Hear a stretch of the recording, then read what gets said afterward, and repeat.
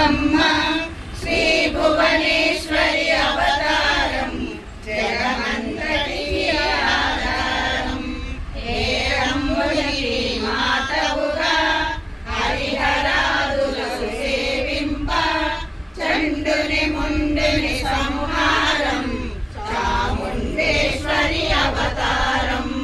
పద్మరేకుల కాంతులతో బాలాత్రిపుర సుందరిగా హంసవాహన రూపిణిగా వేదమాతవై వచ్చితివి. శ్వేత వస్త్రము ధరించి అక్షరమాలను పట్టుకొని భక్తి మార్గము చూపితివి. జ్ఞాన జ్యోతిని నింపితివి. నిత్యాన్నదానేశ్వరిగా కాశీపురమున కొలువుండ ఆదిభిక్షువై వచ్చాడు సాక్షాత్ పరమేశ్వరుడు. కరంభవన సంచారినిగా కామేశ్వరుని కరతముగా కామితార్థదాయునిగా కంచి కామాక్షివైనావు. శ్రీచక్రరాజ నిలయముగా శ్రీమత్ త్రిపుర సుందరిగా సిరి సంపదలు ఇవ్వమ్మ శ్రీ మహాలక్ష్మి గరావమ్మ.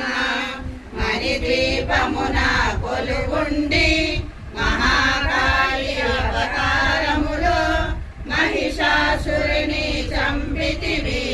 ముల్లోకాలను ఏలితివి.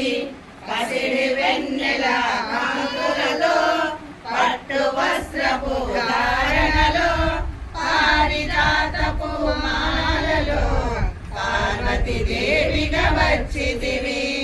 రక్త వస్త్రము ధరించి రణరంగమున ప్రవేశించి రక్త బీజుని హతమార్చి రమ్యక పద్ధిని వైనావు.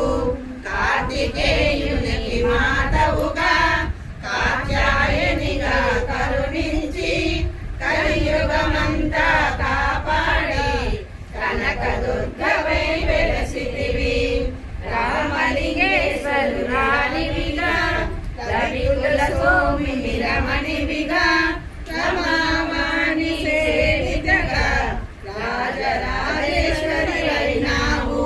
ఖడ్గము శూలము ధరించి పాశుపతాస్త్రము చేకూని శుంభుని శుంభుల దురిమాడి వచ్చితివి శ్రీశ్యామలగా. మహామంత్రాది దేవతగా లలితాదిపుర సుందరిగా దారిద్ర్య బాధలు తొలగించి మరణానందము కలిగించే ఆత్రతాన పరాయణులే ఆద్వైతామృత వర్షిణివే ఆది శంకర పూజితవే అపర్ణాదేవి రావమ్మ.